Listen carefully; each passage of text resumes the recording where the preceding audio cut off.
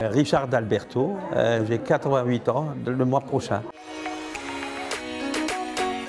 Mon père était italien, mais il est né à Strasbourg en 1900 et c'était un artiste de la coiffure, surtout un artiste qui s'appelait Umberto. Pendant 4 ans, 5 ans, ils sont partis à Paris pour se faire la main. Parce que là, il y avait la grosse clientèle, très huppée. Et après, ils sont venus à Strasbourg et ils avaient tout de suite beaucoup de succès. Mon père était déjà un très grand créateur et j'ai voulu le dépasser. Et j'ai fait des concours. Quand j'étais jeune, j'étais meilleur apprenti de France. Bon, je ne vais pas me vanter, mais j'étais quand même, après meilleur. Et à 24 ans, j'étais un des plus jeunes meilleurs ouvriers de France. Ben, la femme, c'est plutôt la création. C'est la création, c'est la beauté du visage.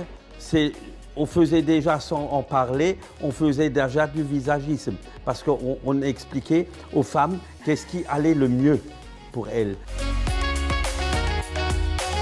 Alors, il y a beaucoup de transmissions dans les salons de coiffure. Nous transmettons des fois à des jeunes la passion. Moi, j'avais une fille de 13 ans et demi. Une fois qu'elle est venue ici, elle est venue juste apprendre le balai pour enlever toujours les cheveux. Et elle était passionnée de la coiffure, de la façon qu'on coiffait. Et elle est restée pendant plus de 50 ans chez moi.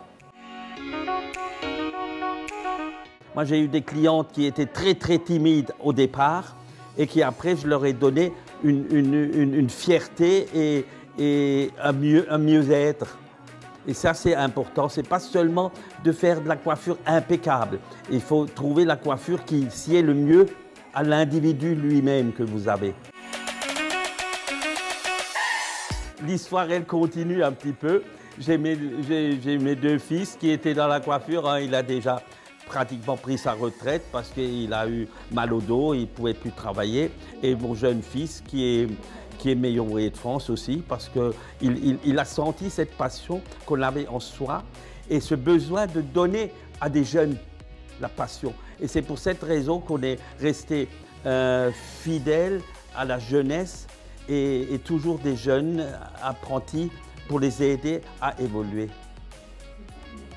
C'est ça la fierté.